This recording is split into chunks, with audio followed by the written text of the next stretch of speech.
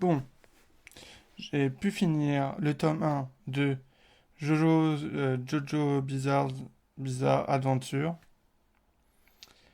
et j'ai pas mal de choses à dire.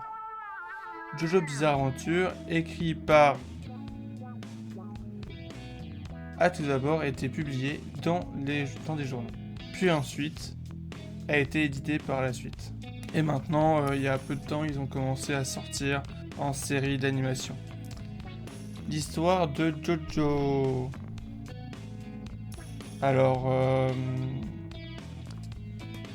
je me base uniquement sur le tome 1 parce que je n'ai lu que le tome 1.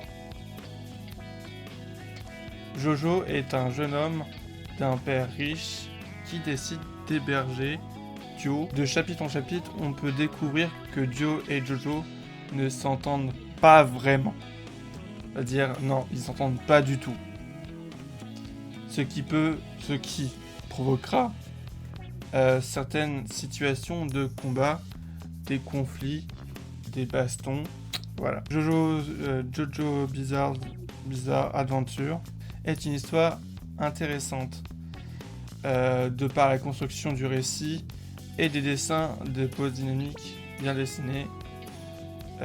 Parce que ce n'est pas facile de dessiner des poses dynamiques, il faut beaucoup d'entraînement. Comme cette histoire a été pensée pour un chapitre par journal, à chaque fin de chapitre se cache un mystère que l'on souhaite absolument connaître. Mais ce détail a un point négatif de cette histoire, car l'auteur nous donne quelques éléments de réponse par chapitre et nous laisse à notre fin à la fin du manga. Ce mécanisme est trouvable sur les séries télé actuelles où des éléments intéressants se retrouvent éparpillés généralement à la fin ou répartis dans l'épisode, et en général à l'épisode suivant est souvent décevant car on n'apprend pas grand chose sur l'événement de la fin précédente de l'épisode.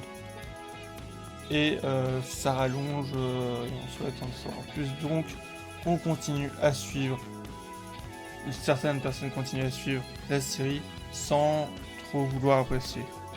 Personnellement, je pense pas être à ce point-là, à ce niveau-là pour ce manga, donc pour le moment ça va. Conclusion. Malgré des questions sans réponse dans ce manga, Jojo nous apprend une valeur fondamentale dans la vie, c'est que chaque action dans la vie nous rend plus forts. Je continuerai à lire ce manga car si l'on me l'a conseillé, c'est que ce n'est pas pour rien. Je suis sûr que cette histoire a plus de potentiel que ce que j'ai commencé à lire et que ce que je pense pour l'instant. Voilà. Merci beaucoup de m'avoir fait découvrir ce manga.